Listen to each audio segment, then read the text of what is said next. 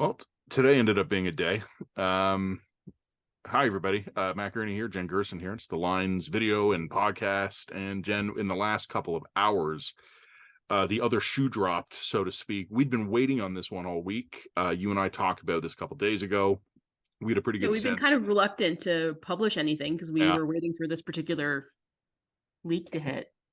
that's bang on. We've kind of, for the last 3 days, we've been like, do we publish this, or like, is it We going to go publish? obsolete? We we were talking about doing another emergency dispatch just to sum up where China was at, but we just knew the second that we published, we were going to be screwed. So Well, the latest is global news. It's Sam Cooper, Sam and Cooper Sam becoming Cooper, becoming the dude. the dude. He's becoming the dude in Canadian media. It's very impressive. He's having a streak right now, that's for sure. He's published an article today. There had been previous reporting that had suggested the Globe and Mail and let me just take one step back here. The Globe and Mail and Global News have both been reporting of late that money has been funneled to candidates, particularly in the Greater Toronto area, through the Chinese consulate, through an intermediary. And then some of that reporting later suggested, and this was important, that the intermediary was a sitting member of the Ontario legislature. And it was used present tense in the reporting when describing. There had been, how do I say this? People in our circle had a pretty good sense of who the person likely was, that who these allegations would be Well, related to. particularly in Ontario, I didn't know. Yeah, you and I had spoken about it just a couple of days ago. We'd run down a couple of names, and I had told you who I thought the name was likely to be, and that person has been so named. It's Vincent Ke, or Key. I honestly don't know how to pronounce that. Ke, a member of Doug Ford's Progressive Conservative Party, elected in the Don Valley riding, which is just north of me. I think I'm Don Valley West after the alignment. He's Don Valley North. And the allegations are, and allegations, all the lawyers out there, I said allegations, but Global News is reporting that he was the individual who was the intermediary between the Chinese consulate and candidates that China was bestowing its generosity upon. And later in the afternoon, I'm not even sure if you've seen this yet, Premier Doug Ford has responded to this. He has demoted the member. Now, you got to tell me, Mr. Ontario, is that a strong enough signal? In my opinion, it's the stupidest possible thing to do. Oh, okay. Because Justin Trudeau may well get smoked by this, but I think he took a coherent line when Han Dong was implicated in previous reporting, which is to basically, no, it's bullshit, and we stand by our guy.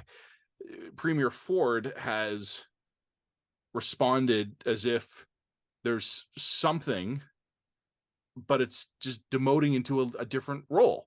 And I'm scratching my head on this, and I want to stress once again to all you. So he doesn't actually get the points for taking strong and decisive action in contrast to Trudeau. Although But he also doesn't stand by his man. But he also he doesn't stand by his man. Yeah, and he doesn't throw the guy out either. Like, it's what the hell? What the hell? And it's just hypothetically here, all the lawyers are there. I'm just speaking speculatively. If you believe or have reason to believe that a member of your caucus is potentially an intelligence asset for a foreign hostile power, you don't bust the guy down to a less important committee. I said to a friend of mine, and this is obviously a little bit impolitic, but this is like when a cop savagely beats a civilian in the middle of a traffic stop and then gets like a 5-day suspension of pay. Like, acknowledging that there's a bad thing that's worthy of a response and then coming up with a completely doing a proportionate response. But it's almost a classic Ford move, though, isn't it? Because again, here you have a guy who's afraid of being disliked. He's actually, he doesn't make decisive action. He'll disappear in the face of crisis. And this is a neither fish nor fowl move. He can claim he did something without actually pissing anyone off. Well, I mean, to me, what occurs to me is that there are very complicated political dynamics here, right? Because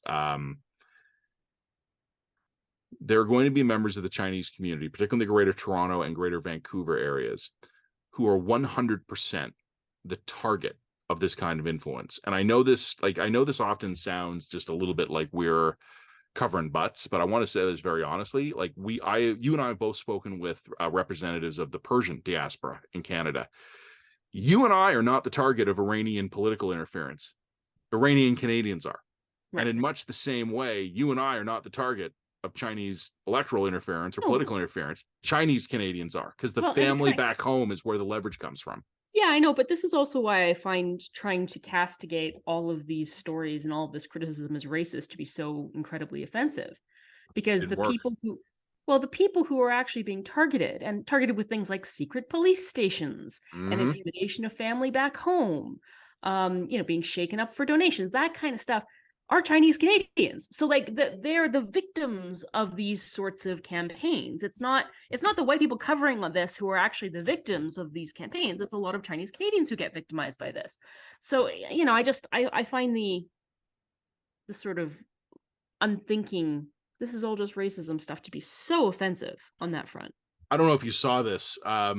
So you and I talked about this last week. We actually want to talk about it a bit more because we have some good news on the CBC front. But the charge on this one has been led by Global News and by the Globe and Mail. And this Toronto Star, after a brief delay, began to get into the fight, and it's moving some really good stories on this. So the Toronto Star, you can tell, is getting up to speed. One of the stories... Well, and also, let's also be clear.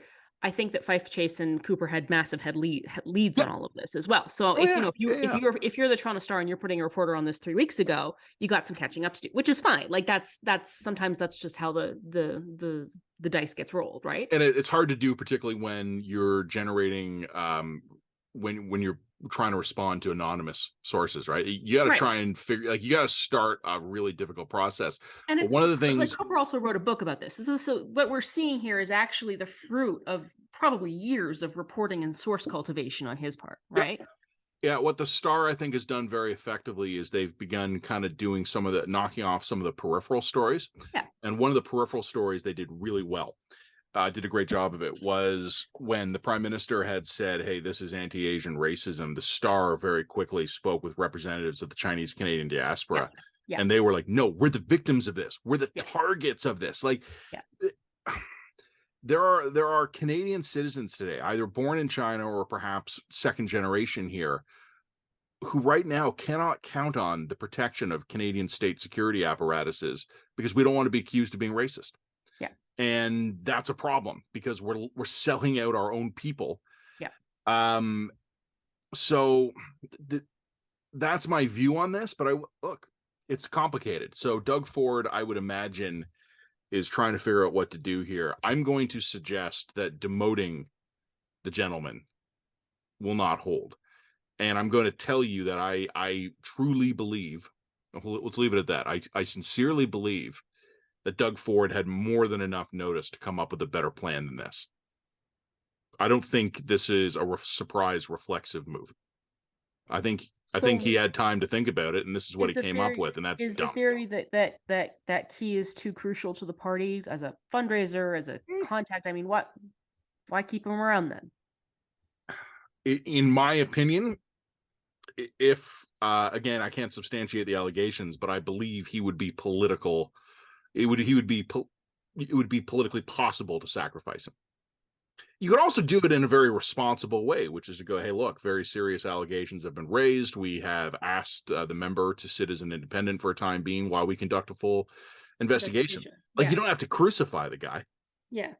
But no, they demoted him. Here, give me a second. I'm gonna do an annoying thing I do sometimes. I'm gonna click on Twitter while we're in the middle of talking here. Let's see. Right, I'm gonna try and kill a fly that's running around. Oh, good. Yeah, hang on. I tweeted earlier. I just don't have offhand what the. Oh, here we go. Okay. So Ke has been reassigned to be the chair of the Standing Committee on Social Policy. So, I mean, maybe that's a benign enough role. He doesn't have access to anything particularly useful. But I mean, if his role allegedly was as a facilitator of funds, and it doesn't matter one way or the other. He wasn't put in that role, or didn't choose that particular position because he would have access to sensitive information. The right? allegations are that this man was working against the interests of the Canadian state on the behalf of a foreign hostile power. They're Yeah. allegations. I can't confirm them. And if we move him to a different committee. Okay. I tweeted just as soon as Sure. this came out that this gave Doug Ford a choice. And he had a couple of choices. He could have come out strong. He could have done exactly what I just said to you and go, hey, look, we're going to investigate this. And while we're doing that, the member will sit as an independent during a full review. And then he'd only have a still massive majority. Like, Doug Ford doesn't need this guy's vote. Is He's it, like is it 83 possible that the seats. strategy here is just like you don't want to completely alienate these guys because you want them to cooperate with intelligence? So I you don't want to like destroy their careers and make them pariahs within their communities because you want to maintain cooperation with them? I don't know, like that possibly. Like I don't understand the politics of this, because Doug Ford could have again been done a very responsible but strong response, which also would have wedged the prime minister. Yeah. Like it would have been just this screaming Well, except that counterpoint. we've seen that Doug Ford doesn't really want to wedge the prime minister. He's Yep. actually created a comparatively cooperative relationship with Ottawa, and maybe that's something he doesn't want to jeopardize. That has occurred to me. Yeah, it's pure speculation on my part, but that's occurred to me. I mean, also he could have stood by him. He could have said, hey, we remember in recent weeks we've been speculating that the PM's ultimate response might be, yeah, there were some concerns raised and we didn't think they met the standard. Yeah. Ford could easily have said that. Like he's trying to be half pregnant now, and that doesn't work. Like but that's always been Ford. That's he's always tried to be half pregnant. I know. All right, give me a second here. I'm still getting. Okay. It's been one of those days where my texts are lighting up. I just want to make sure. Yeah, nothing critical is happening. So I mean, while you're checking your text, I would note that also Nothing this urgent. week there's been inklings of caucus unhappiness, which is actually the real danger and warning sign for Among the Trudeau. Liberals? Yeah, because we Yeah. all know that the NDP is not going to, pull their support for the Liberals. I just don't see that happening. They don't have the money to run an election. A whole bunch of different reasons. But the one way that Trudeau could potentially be legitimately vulnerable is if his caucus is just like, nah, fuck this, we're out. I don't think that can happen because I think the Liberal Party right now is very little more than a cult of personality. But it was interesting that we had resignation from Garneau, not really clearly explained why. He had to spend more time with his family starting right fucking now. Yeah, starting right fucking now. You have backbench MP John McKay. I believe he's backbench. Yeah, he's not in. I don't recall. He might have like a parlimentary duties of some kind, but he's not in the cabinet. Yeah, but he's not in cabinet. Comes out and says he thinks this is an existential threat. That's clearly away from the party line. And then you have Vuong. What was his first name again? Spadina? Kevin Vuong. Kevin Vuong. Representing Spadina Fort York. That's right. And remember, he ran for the Liberals, but kind of got his nomination, during the election, it came out that there were allegations of sexual assault, I believe, and then he ran as an independent and continued to win. So he's in Parliament, but and under the Liberal banner, but he's an independent now as well. He was removed from caucus, but yeah, his name was on the ballot as a Liberal. As a Liberal, exactly. He comes out very strongly against Trudeau and all this. I thought that was kind of interesting and not interesting at the same time, because here you have someone who's has to rebuild their reputation. Spadina, I believe, is home to Chinatown in Toronto, so of course I think you have a fairly reasonable Asian population there. I was just there. I went to a record shop and got food. Oh, excellent. And then you have someone who's trying to get back in the news and sort of rebuild a relationship with obviously his constituents, rebuild his reputation. But the fact that he doesn't see the way to do that as being towing the Liberal Party line is that's interesting to me. I mean, Spadina, I think, it was also previously Layton's. No, Layton was the other side of the city. I honestly don't remember who was the incumbent there. So I'm saying, I wonder if he could potentially make a run as an NDP, and that's part of his strategy here. I don't think they'd take him. See, the problem with Kevin Vuong, and I haven't closely followed this. So what happened was that he was nominated as a Liberal. He was running as a Liberal. And it emerged, God bless you. Podcast listeners aren't going to know that Jen just muted her mic and sneezed, but God bless you, Jen. I also yelled at my child. Well, I wasn't going to mention that. There's no gentlemanly angle for me on that one. Kevin Wong, nominated as a Liberal, ran as a Liberal. During the campaign, it emerged that he had been accused of sexual assault. The police did not proceed with charges based on the available evidence. But what got Wong in trouble is that he's an officer in the Royal Canadian Navy. He's a reservist, and he had an obligation to inform his commanding officers that he had been accused of a civil crime, and he did not. So he had to accept, I don't recall the details of this, but he had to accept like an administrative punishment as a commissioned naval officer, and the Liberals removed him from caucus. And I don't remember all the inner machinations of this, but he was elected in the riding, and he serves. And I think that he also like didn't disclose this during his nomination proceedings. Yeah. Like there was the party didn't know this, and like, you have to disclose that stuff. It's crappy of him not to have done this. Not disclosing it to his commanding officer, though, that actually was like a breach. I don't think it was a crime, but it was like an administrative breach of military protocol. Yeah, that's an issue. But can I also mention a couple other things? Yes. So that is, I'm just pitting that for the blurb just as like a roundup of the week. I think on that front, though, I am seeing other interesting signs. Seamus O'Regan, cabinet minister, came out with a strange video this week. Yes, that's right. That it's totally spontaneous video with multiple cameras, and like, so that was noticed right away. And it's very possible that that it's a deliberate distraction. Like, these guys are good politicians still, probably not as good as they used to be, but I don't know, maybe that was thrown out there precisely to get our attention. But I would also add some of the news stories we've seen pop up this week, and I don't want to mention which specific ones, Jen, but I'll tell you off the air. I get the feeling that there might be people inside the Liberal government who are now strategically leaking so that they look strong on China. So if there is going to be, this is hypothetical, but if there is going to be further revelations to come that incriminate the prime minister and perhaps members of his caucus, his cabinet, his PMO staff, anything like that, just speaking hypothetically, there will be a degree of reputation management by other members of the government who will not want to be implicated in this. And one of the ways they can give themselves a little bit of a heat shield is to be seen as among the more hawkish voices on this file. Right. And some of the stories I've seen this week, I suspect are a product of that kind of inoculation. Yeah, that's what I still think the most interesting story this week, honestly. We did not talk about this on our last podcast because it hadn't happened yet, but I did mention it in my column, which I wrote earlier this week on Tuesday, was Katie Telford, the Prime Minister's chief of staff, on Sunday, tweeting about abortion, which is totally fine. You know, as far as what she said, I agree with her. I'm pro-choice too, but the timing. Well, and speaking of Katie Telford, the other thing that we have to pin in the dispatch is that, again, roundup this week, right after the Liberals finally come out and do this big serious announcement, we're going to take this seriously, we're going to eventually announce some kind of special rapporteur to look into this. That's their public face. Their less public face is what's actually going on in Parliament. And what we have is stalling out committees by having Liberals not show up, and so therefore the committee can't meet quorum and therefore can't continue to investigate or lodge questions against interference. We've had filibusters when they show up, they filibuster.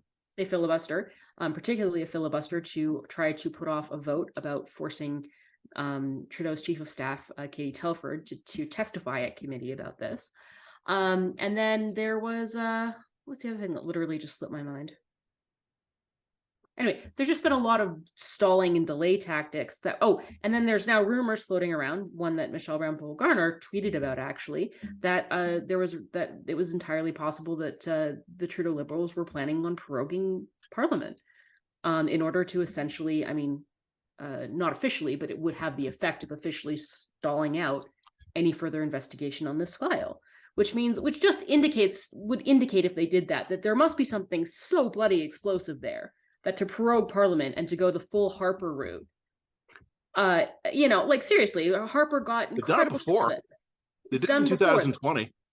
And but proroguing Parliament as a there are legitimate reasons to ways to prorogue Parliament, and there are illegitimate reasons to prorogue Parliament. And like, Wasn't it we, or I don't remember if I think they've done this as a scandal shield once before. I don't remember if it was we or SNC, but I think they've done it before.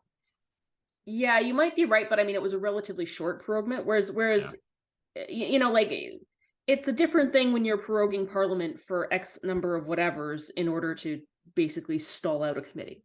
There's timing challenges now. The Yeah. president is coming in less than 2 weeks for a 2-day visit. And then after the president's visit, there's a budget, and there's all the procedural stuff around the budget as well. So they're going to have to survive the month, the calendar month at least. Again, which is why it's so interesting that they're using the most desperate stall and filibuster tactics available to them.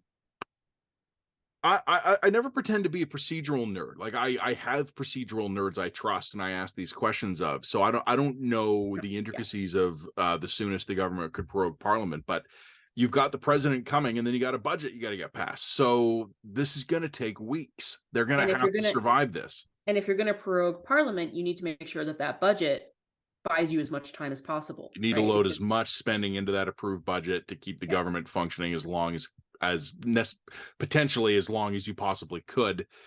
And I think as you and I have been making this point in all our recent dispatches here, hypothetically, government does that. We get through the presidential visit, we have the budget, and the government prorogues Parliament for a nice long spell, and the Globe and Mail and Global News and potentially the Toronto Star, and now as well, we're going to talk about this in a couple minutes, but now the CBC's in the fight too. Yep. These stories welcome CBC. Hammering. Yeah. A belated welcome to our friends. The more they stall and the more they continue these particular tactics, the more everybody just smells smoke. Right? Yep. No, and I wrote on Tuesday, the thesis of my column effectively was that after weeks of flailing and denial, the Liberals had bowed to reality, just like they did on guns. And they were like, everything we're trying is not working. We're going to do the mature thing now. So the Prime Minister comes out, he uses his big boy voice, tells us all about the special rapporteur we're going to get. We're going to get NSICOP, which is how I think we pronounce that. We need an agreed pronunciation on that, but I'm going with NSICOP. SICOP. Oh, well, the other one's NSARA. So there's a lot going on here. And I'm not dumb. Like, I'm not born yesterday.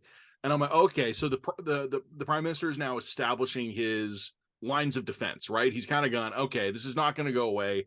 I'm not going to accuse and bluster and deny my way out of this. So it's going to be a fight. And here's my armor, like my shields of armor I'm putting out. Tuesday was a tonal shift. But then, Monday was a tonal shift. Monday night, that's when they announced it. But Tuesday, they're no-showing at the committee. Yeah. And the PM's having hostile scrums with reporters. He's bobbing and weaving testily in the House. Like, again, like I don't want to say I gave him too much credit, because I don't really think I gave him any credit. But they started to do politically smart things, and then they just didn't. I want to say one thing, unless there's something so explosive in these files that there is no other option but to flail and be desperate. There is actually one other possible explanation for that. Okay. All of the allegations right now are about nomination races and riding level shenanigans. I don't know how confident the Liberals or any government would be that they have a good understanding of what was happening at that level. So there might be right now, like everything we're seeing, it looks like they're trying to hide something. I get it. Or it could be that they're trying to investigate themselves and find out if there's a there. Yeah. And I don't know. And I'm just telling you, I don't know which one it is. Neither do I. So, like, I think they look guilty as sin based on how they're acting. But it is possible that they're like, holy shit, who is running these campaigns? Do we still have their paperwork? Where are their forms? Like, who vetted them? Like, they might be racing to kind of figure out what their vulnerabilities might be. Hey, look, it's possible that they know exactly what's coming because they've been asked questions. The Globe and Mail or Global News may have sent them detailed list of questions. And when you do that, you're showing your hand, right? Then so maybe, for all I know, the Prime Minister has a list of 15 questions from the Globe and Mail, and he's looking at this and he's going, fuck. Like they've got something and we know what it is. It's also very possible the PMO right now is like, we better find whatever storage unit we put all the nomination paperwork in and get some lawyers reading it. Can I also just point out that, and you saw this again with Sam Cooper's latest piece in Global, that you still have the Prime Minister claiming that they haven't been briefed by CSIS on this stuff? They're still issuing blanket denials on it? Like, at this point, that is so not credible. That is so unbelievable. That is just amazing to me that they just don't come clean and be like, okay, we lied. Like, they would actually have a stronger hand right now to play if they just came out and admitted they lied about this. Politically speaking.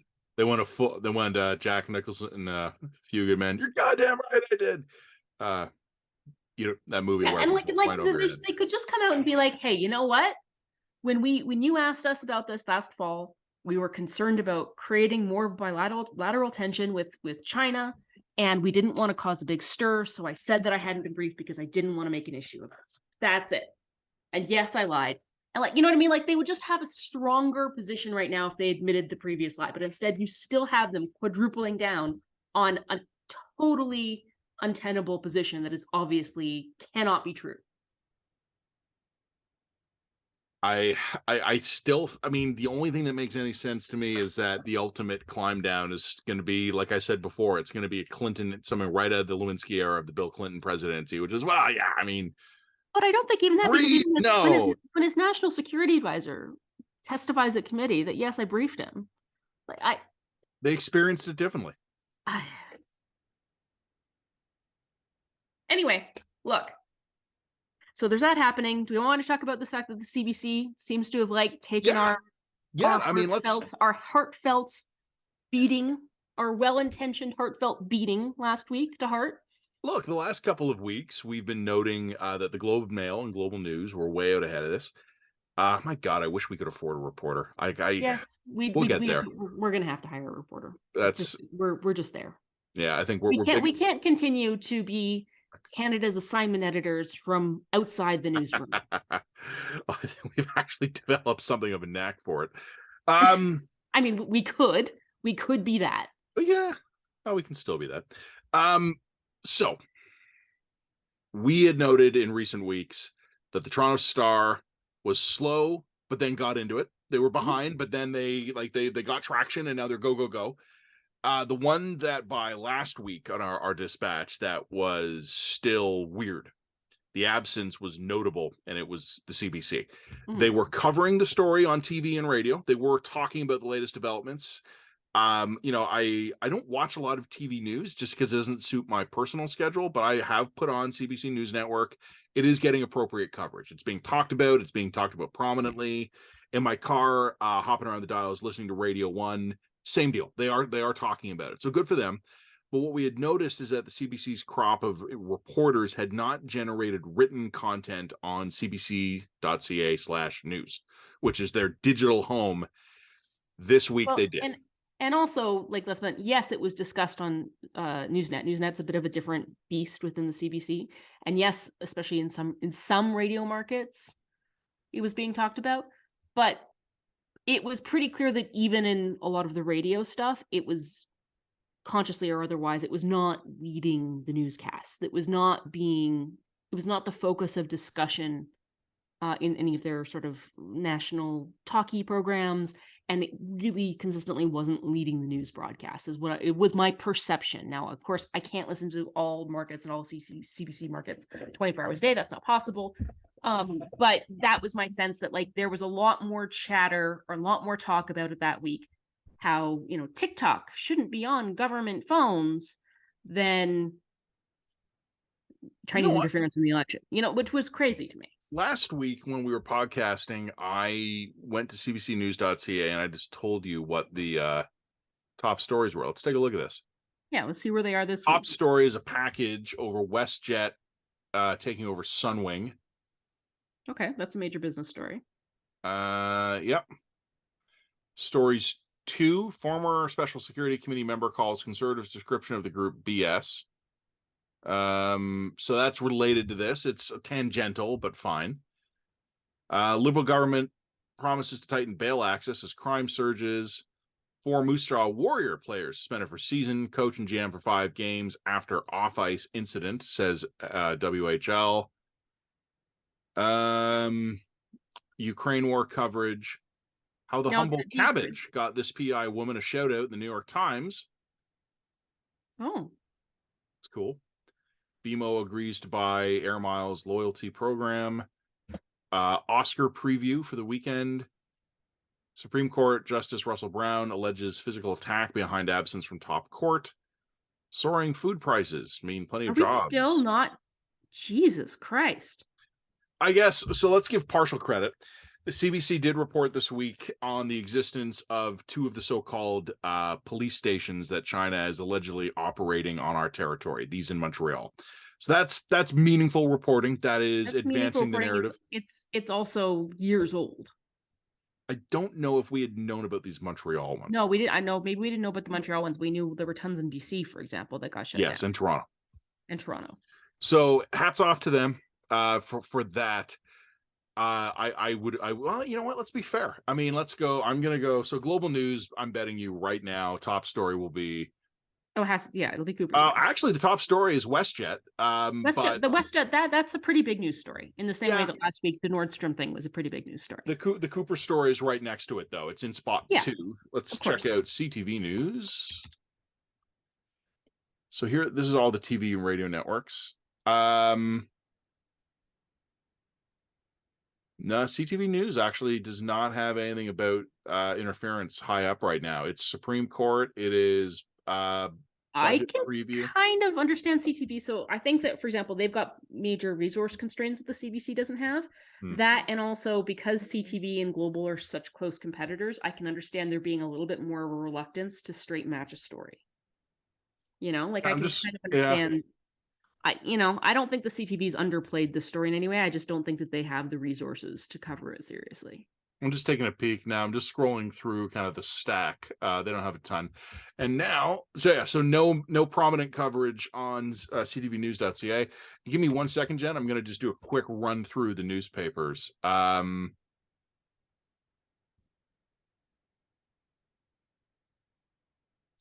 package near the top. Yeah.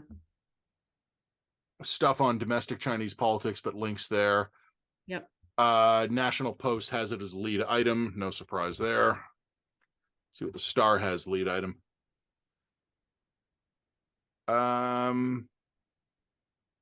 It is not in top position. They do not at this time have anything in the top package about. Well, the key stuff also just fairly recently broke, so I'm going to give that a day. Yeah, like, you know what? I'm not. We're taking snapshots in a moment, right? Like we're not. Yeah, it's just a little inventory. So anyway, I good for the CBC to start covering I hope we see more in an enterprise way, and that's great. Would like to see more of that from them, because I mean the problem is just like, look, realistically, it's the best resourced outlet in the country, hands down. So choosing to underemphasize major stories is and getting just completely your ass wiped. It's a choice. Like that's a choice. Anyway, all right. I didn't really have anything else on my list. Yeah. Well, the other thing I wanted to talk about was Marg Delahunty. 2 things I wanted to say about Marg Delahunty. Do you remember Marg Delahunty? Marg, whatever. Yeah, I know who you mean. A comedian. I don't even know her real name. I just know her as Marg Delahunty. With this hour is 22 minutes. Yeah. So my understanding is that she had retired, but essentially she's the woman who used to dress up like the red dressed Viking warrior woman and then like accost. It was Xena, right? Yeah, like a Xena style thing. Yeah. It was kind of funny. The shtick got old back in like the 90s. You know what I mean? Like it's been a while since this was funny. The problem is that sometimes in Canada, if something kind of works for a while, it becomes quote unquote iconic. And then people can just ride that shtick right into the grave, which apparently seems to be happening here. Because we don't have any real culture in this country, but that's fine. But anyway, so Marg decides to pull out the Xena suit out of retirement and gets temporary credentials to hound the prime minister. in Parliament and ask him like this really weird, cringy softball question about essentially why people aren't getting along, and good-looking guy like you can bring it all back together, and like takes a punchline at Pierre Poilievre. And quite a few members of the parliamentary press gallery were pissed, not wrongly, So they had because the real prime questions to ask. minister, yeah, exactly, because the prime minister's ensconced in a major scandal. Yeah. He and his party have been stonewalling and filibustering for the last several days, and they were trying to get their questions in. And here Marg shows up, throws softballs, and like kills the day's opportunity for a scrum. It's a matter of national security, and she's doing a comedy stunt. And it's not even funny, and it's also weird. Like there was no timing reason for it to have happened today. Like there was no particular reason why this stunt had to have happened today or not last week or next week. Like it was very random. And as I say, like my understanding is she's been retired with this shtick. This shtick has not been even in service for a number of years. So anyway, firstly, I had two takeaways from all of this. Is that, you have the more conspiratorial-minded conservative commentators who were like, this was clearly coordinated. This was obviously another desperate flail to help him get out of a bad scrum, to get him out of an awkward scrum. I can't rule out that possibility. Maybe it was a weird set of questions she asked. It wasn't particularly funny, bluntly. But my takeaway from it was actually more, Jesus fucking Christ. Can we do nothing new in this country? Is Marg de la Huntrey still a goddamn thing? Apparently. Good Lord. And to me, it was just another one of these examples of like, she's a perfect example of the sort of people that who vote liberal, and that is, aging boomer who is still like living on nostalgia for Canada of the 90s, and who just doesn't understand why everybody, while ensconced in their enormous, housing wealth, just doesn't really understand why everyone around them is so angry all the time. And my goodness, if we just sort of made them stop watching such naughty things on the internet, maybe we could all just get along. I don't like that Trump figure, and I don't like those politics coming here. Like it's just this quasi-hysterical, totally tone deaf, totally insulated, baffling quasi-elitism that it's just, to me, that she just exemplified that perfectly in that skit. The only thing tying us together as an actual nation state at this point is nostalgia for the 90s, held by the aging boomers. I don't know what we'll do without them when they're gone. Sorry, I don't mean to go into another boomers rant, but this whole thing was weird. It was just so weird. This is such an interesting personality test for both of us, because I saw the clip you did and I went, that's weird. And then I just like right back to my day, and you formed a whole generational 90s nostalgia political thesis around that. So honestly, have fun with it. Write it up. Indulge yourself. Yeah. I don't rule out the possibility that this was absolutely a scripted political stunt. Oh, if it is, they're in deeper shit than we thought. Oh, that is right bottom of the barrel desperation play right there. Like amazing, almost amazing if that was. It's almost too bad to be possible. They couldn't possibly have done. Anyway, worse is always possible. Worse is always possible. So anyway, I think that is worth writing up. The other thing that we're thinking is heating up, and we've kind of ignored a little bit, is C11. We've been talked a ton about C18, testified about C18. C18 is the forcing big tech to pay for media, and why C11's online content, right? C11. So this is sort of a revamp of the Broadcast Act, and it is a giant, messy, complicated bill in which you have people like Dr. Michael Geist saying, the way that you've structured and are wording this bill would essentially give the CRTC power to regulate user-generated content on social media. And then you've got members of the government. Give me a second. I got to yell at my child here again. Thank you. And then you've got, the government coming up and saying, doesn't say that. Where do you find that? Doesn't say that. And it's all kind of, it's all this drama is hinging around this amendment. Or an amendment that was originally in the bill and was slated to be taken out and then put back in the bill about user-generated content, and the fact that the government is declining to amend this particular amendment or clause, declining to amend this particular clause, is just proof that they are trying to make a pretty extraordinary and interesting power grab or extension of the CRTC's power over, essentially popular Canadian content on YouTube and the like. So, it's an interesting thing, but it's also one of those really finicky, Yeah. complicated things as well. And if you're going to say this is user-generated content, really what you might be trying to do is force YouTube to change its algorithm so that it highlights Canadian content in its sort of secret sauce algorithm to Canadian users, which might not be particularly objectionable.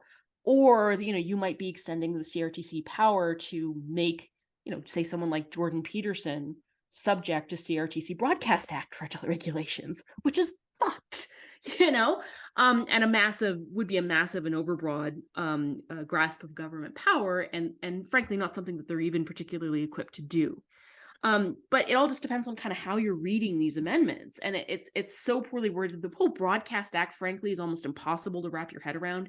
It's now so ridiculous, so arcane, so difficult to understand that you can read or not read a lot of stuff into a lot of these clauses and statements. It's not clear to the average person what this Broadcast Act does or is intended to do anymore, because it's been changed around and amended and written for a different time, and now they're trying to patch like a 1932 act onto the current broadcast environment, and it's frankly, the whole act needs to be revamped from top to bottom to make it really clear what this Broadcast Act is supposed to be doing now and what is intended to do. I don't think you can do that anymore. We could completely screw it up if we tried, but no, you know what? You know more about this than I do. Sure. You want to write that one up? Yeah, I'll take it on. It's not going to be a big thing, but I do think that it's worth, like, C11 is probably worth doing a bit of a catch up on. All right. Well, why don't you do Marg and C11, and I'll take point on the week in politics on the China front. Yeah. And then, we won't send out the written version. I feel like you keep on taking lead on some of our lead files, and I feel a little bit lazy, to be honest with you. Well, look, we both can write China. Only you can write Marg. That's true. You have a point. Why don't you do the first run of China? I'll add anything in on my round if I can think of anything, but I'll do Marg and C11 then. And C11, I'm just going to do a very brief little thing on it. Sure. No, was that the one Paula Simons was talking about lately? I think that she was more on C18. Okay, well, we'll check that out. Yeah, I'll check it out. Well, go see what your son's been up to. All right, we'll see. Wish me luck.